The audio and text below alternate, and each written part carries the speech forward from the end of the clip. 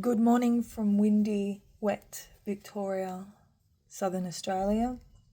It's supposed to be spring, but it's just been cold and miserable for the last week or so.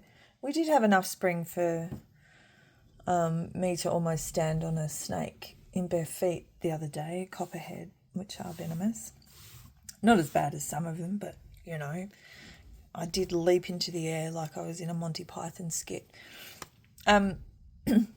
Today is another tarot tag. I'm doing editor's picks by Mundi, whose deck collection I just drool over. All right, I'm just going to dive in. So the first one is Inner Child Work, a deck you recommend for inner child healing, one that feels safe, nurturing and playful, ideal for reconnecting with innocence, creativity and emotional truth. If you've seen any of my videos, this is no surprise. This is the Joie De Vivre by Paulina Cassidy. It is most definitely a gateway for me into childhood. Just want to make this beautiful cloth is another one from a village called Sidiman in sort of northern Bali. This is actually really teal, greeny teal in real life, but it's the only colour that's come up different on screen. Anyway, so this place is probably getting really touristy now. Sort of you can see the volcano Agung in the distance. It was mildly erupting when I was there, so that was nice. Inner Child deck, and my opinion on Inner Child work is favourite card. I'd love a copy of that. It's not necessarily about going in and trying to clean up shit that happened in your childhood, though it can be. Ideally, it is about reconnecting with those parts of self that we have possibly abandoned in our quest for survival in whatever environment we came into. And that's not throwing shade on anything or anyone. It just is a truth that most people face, that in order to sort of maybe even survive, you kind of got to put the hairbrush down and stop singing into it to people that you don't know, those kind of things. And finding a gateway back to those aspects of self that are the truest essence of us. So yeah, this is my little gateway in, and I love it. Okay, next one in is Shadow Work, a deck that's powerful for helping readers face their shadows, honest, deep and unafraid to confront the difficult.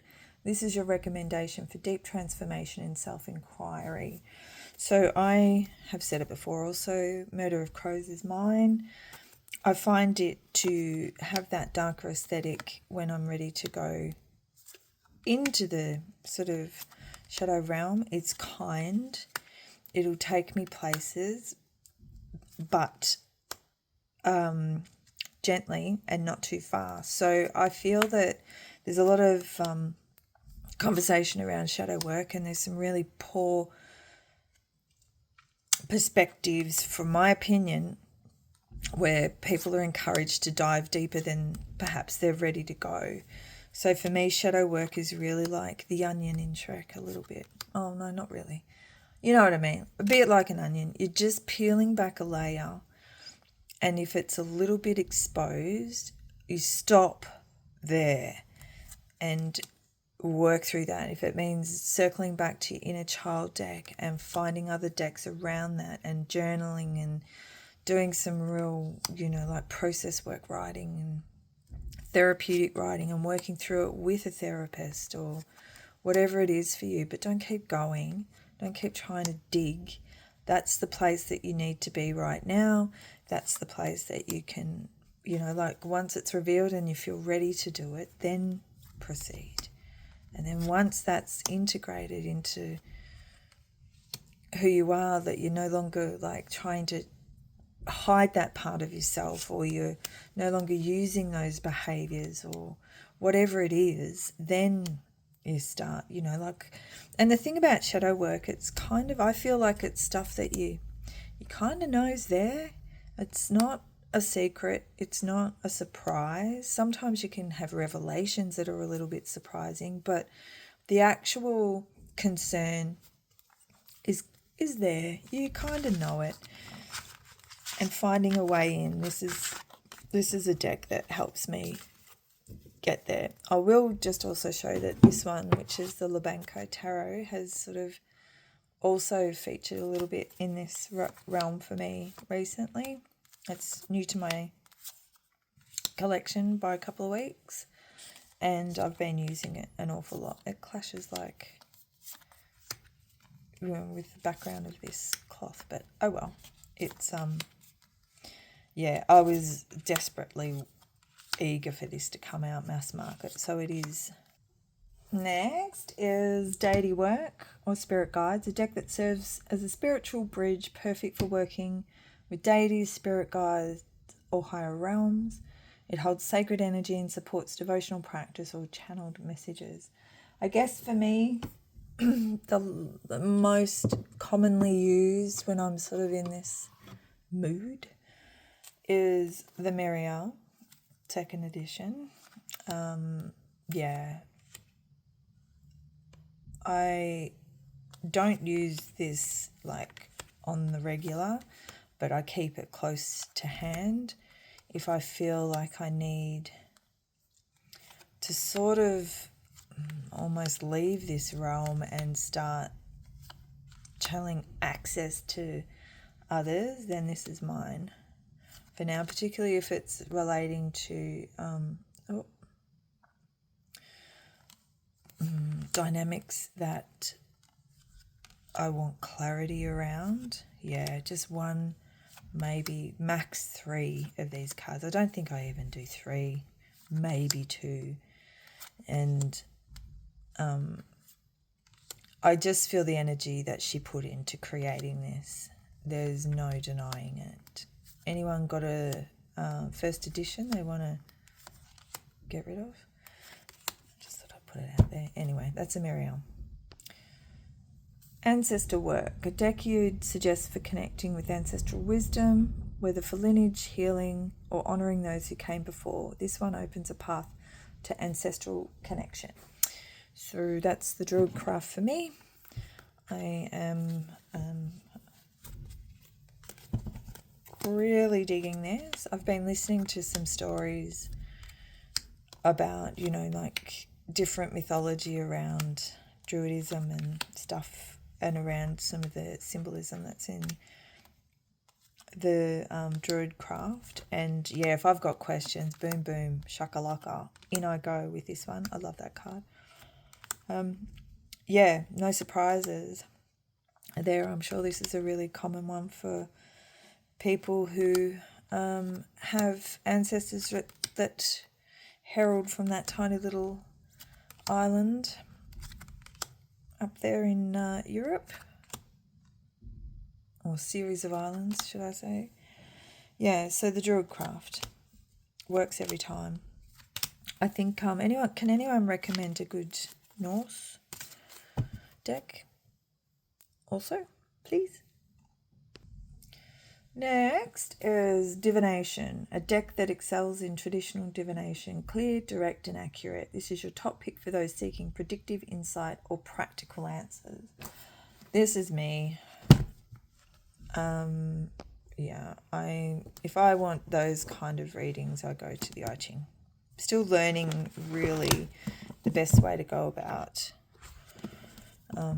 working with it, but yeah, this one gives me great, incredible guidance. Kind of get the little goosebumpies sometimes with it. Morgan Greer, Rider-Waite-Smith, those kind of ones I've just used more for divination than any others. All the other ones really are more about healing and psychological work and, interest and curiosity and all sorts of other things. But this is my divination. As above, a deck that connects the reader to cosmic or spiritual realms, ideal for soul work, life path exploration or messages from the higher self. It speaks to the divine perspective. I think it's in the, oh, hang on, sorry. Yeah, it's in the name. So I've got 3, so I've got to go through it quick. Soul cards. Got soul cards 1. Oop.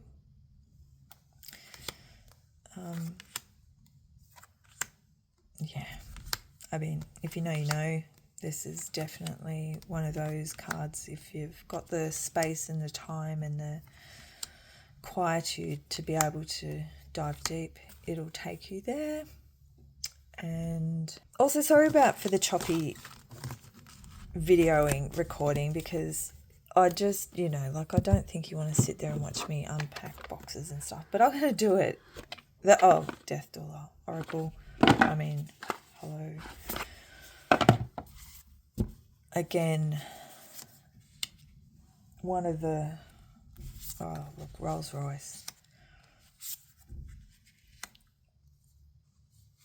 This is really quite a gift to the world, this deck.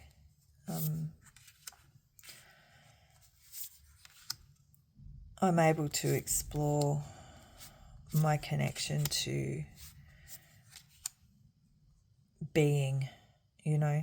That's as far as I'll go with it. But yeah, this one is a real deep dive for me, as is, I'll just keep you recording, because, you know. And did you hear that? Oh, swish, swish. There's the Death Doula. But the Tantric Dakini Oracle is also another one I've trimmed, edged. But yeah, I'm still, you know, I've had this for quite some time, and there's still so much teaching for this. And yeah, Cosmic Carrot. I mean, why not? And there's bananas, totally bananas. Yeah, but this one is also, you know, it's the whole living business, you know. I don't think we should take it too seriously.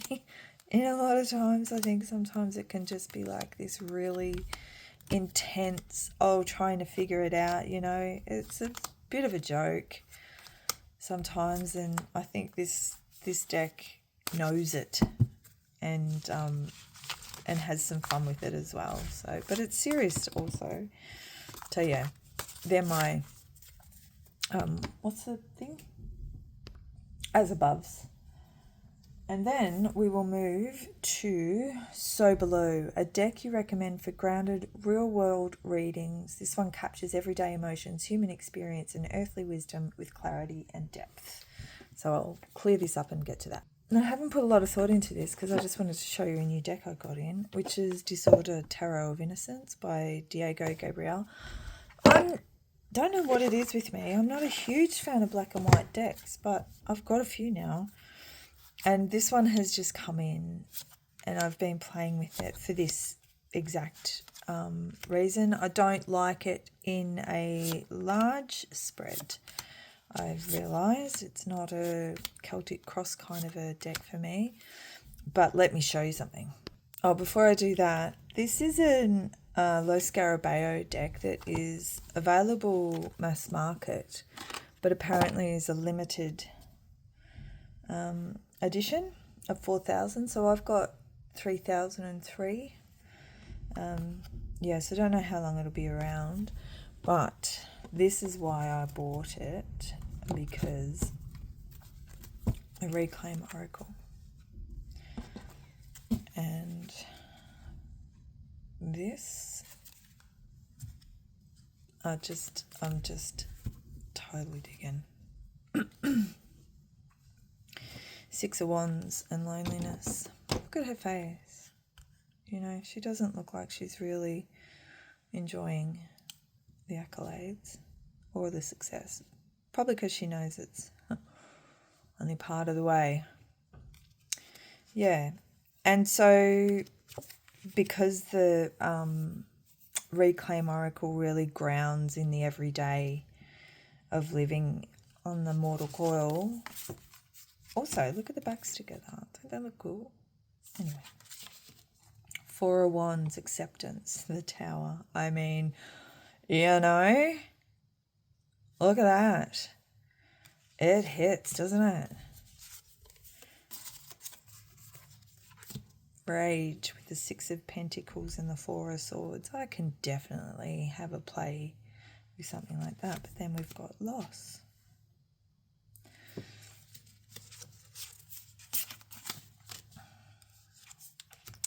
Trust.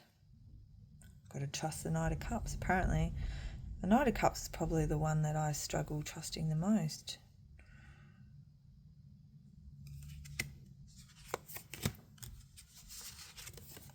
It's that Casanova thing, you know. Confusion.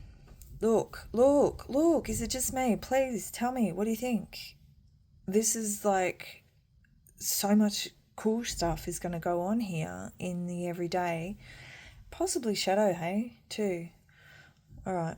I'm going to possibly even do... Would you like a bit more of a video on... I might actually do another... what are they called? Pairing video, because there's some others, and it's super fun. But yeah, as below. Okay, a hug deck. A deck that offers emotional support and comfort, gentle, compassionate and soothing. This is a deck that feels like a warm hug for anyone going through a tough time. This is my hug deck, but I still think it can be a little bit challenging. I've been looking to get myself one that just hugs, like just a warm, cozy cuddle. But I just am so enamored with the Tarot of Mystical Moments. I have been. Probably another one that's one of my ride or dies. This one comes, I get matriarchal, you know, like ancestry guidance from this, which always feels like a hug. I was very fortunate to spend quite a bit of time with my paternal grandmother, who had 1,000 grandchildren, and she was one of those grandmas who just converted every blade of grass into garden, and her gardens were an absolute wonderland of little pathways, and she would take us out into the garden in the very early light to see spider webs glistening in the morning, you know, with dew on them and stuff, and you know, the smell of tea and freshly baked cakes and cookies and things. So, but you know, she was also, she'd lived, so she knew, she was wise as well. And yeah, this is my hug deck, because for whatever reason, it's not even that the aesthetic reminds me of her, the energy of it does a little. I just think it's lovely. So yeah, I'm going to sneak another one in on that. Also, Tarot Landscapes, I think, is a hug deck. It's just gentle and spacious and kind, which is when I need a hug, that's what I want. I want room. I won't need to be given space. When I need that hug, you'll find me as far away as civilization as possible. And this gives me that in card form. You know? Alrighty. Feel-good deck. A deck that uplifts, encourages and energizes, whether through colour, artwork or message. This one is a perfect feel-good recommendation for readers who want joy and empowerment. All right, well, we're going back in with the Curious Creatures just because it's all of that. But I've got another one that I feel is like probably an odd choice for this category or this prompt. So this is, you know, one of those decks that just brings me joy. I love it. I love the feel of it in my hands. I antiqued this, you know, like it just, I don't know, I just dig it. So This is a feel-good one for me, but as I've said in previous videos, that it doesn't mind telling me the truth either. It's not going to bullshit me. So, and, you know, it's also a surprising deck for me because I was really, you know, I'm not really a fan of the, I've tried to say it before. I'll try again. Here we go. Anthropomorphization. That's as much as I'll do. Yeah, not a fan of that, but I love this deck. So there's that one. And now, don't look. It's an odd choice. I'm very aware of it. It's not known to be a feel good deck. All right, I'm going with the Deviant Moon. There's just something about it that makes me. It amuses me. I hope that way. And I think it's got important. It doesn't. It's just never really, I don't know, worried me.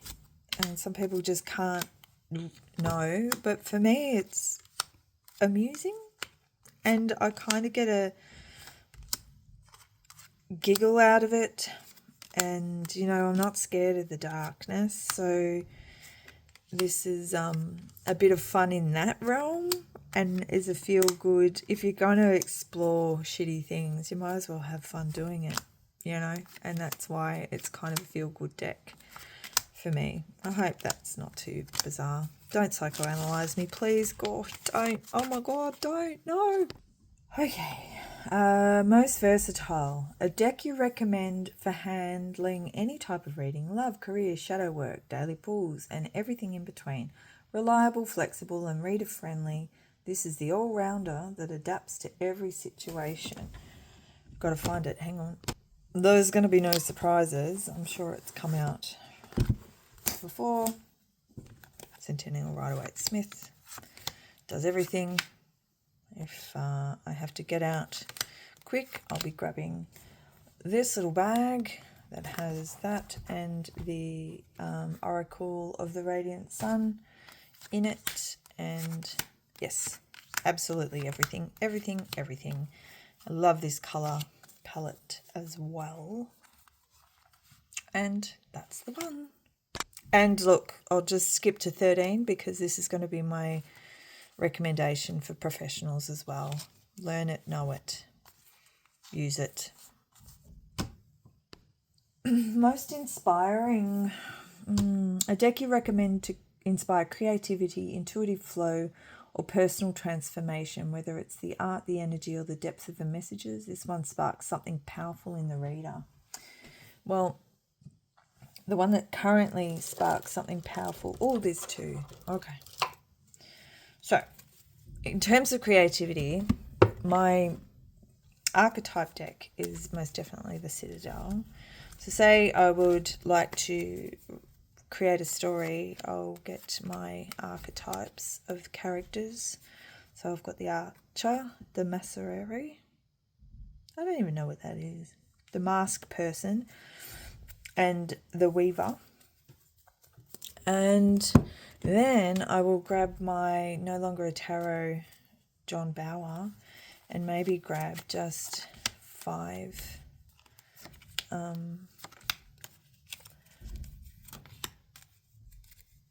cards and there she is, and potentially move those around to create a storyline around things, you know. This guy always has annoyed me.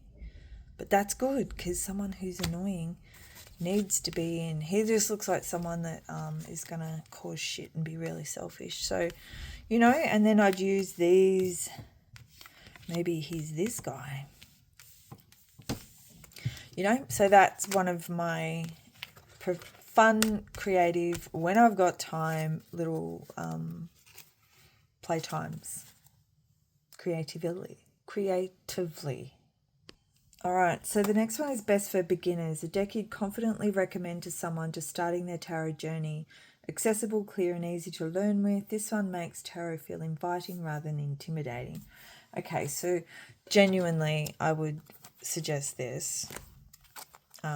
It's really important to learn the symbology, like it's just a banger for that. But also, like, if it's, I think for everybody's different, so you can only really base your recommendation on the human that's standing in front of you and what kind of person they are. So, like, maybe we could do a reverse of this and say which decks we wouldn't. But hang on. In terms of non-confronting, I would possibly suggest the unfolding path. It's diverse, it's gentle, it's still very true to the Rider-Waite-Smith messaging. You can't miss the meanings, and I think it serves that purpose really well. But then, like, this aesthetic just might not rock for some people, so it just depends on the person, really. But for someone who hasn't learnt it, I think they could get a lot out of this. Okay, witchy vibes. A deck you'd recommend for those who love witchy aesthetics, moody vibes, magical symbolism or spell work, support casting, altar work, etc. So, for me, I just think Auntie Barb is probably the one that comes to mind most for me. I don't identify with a witch, being a witch, but Auntie Barb,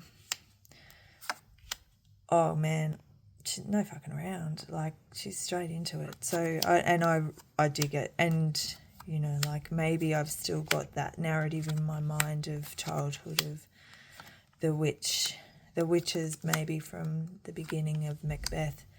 But of course I'm open-minded, and of course I don't actually think that's what it's all about. I'm bit more savvy than that. But this is my most, like, I feel like I could access some stuff with this. And I've contemplated taking the borders off, because the imagery, I feel that if I was in, like a cottage in the woods and I was going to conjure, this would be one that I'd use. Okie dokie, astrology work. A deck you recommend for astrology lovers and cosmic seekers, one that weaves planetary wisdom and archetypes into its structure, ideal for exploring birth charts, transits, and celestial guidance. Okay, I do have the heavenly bodies, but my genuine one for that prompt is the Oracle of the Radiant Sun. It's a banger. I love the colour palette. I love the etching style. We've got planetary, astrological house signs, all the images, guide keywords. It's one that, with the guidebook, the more detail in the writing is more aligned with if this appears in your chart. So the moon in Leo in the 5th, or the moon in Leo appreciation, I'd dive into that, because actually my moon is in Leo but not in the 5th house. Do you know what I mean?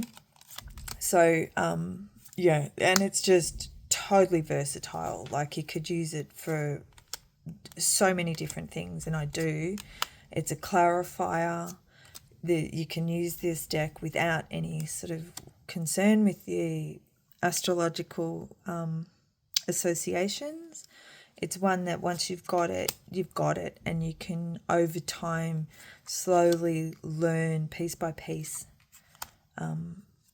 the archetypal messages of the astrological meanings and stuff like that, because I think it's really interesting way to explore those aspects of the human psychology and the human experience, and it's pretty, and it goes really well with this guy. And yeah, so that is my tarot tag for editors, my VR, is that right? My VR to the editors picks from Nova Mundi. So thank you again to all you groovy folks who have commented. Thanks again to all you peeps who have subscribed. This is super fun. I'm really digging it. So yeah, if you can recommend any other tarot tags that I could have a play with, I'd really appreciate that too. I hope you're thriving. I hope you're happy and healthy in your life. And yeah, I'll catch you next time. Ciao.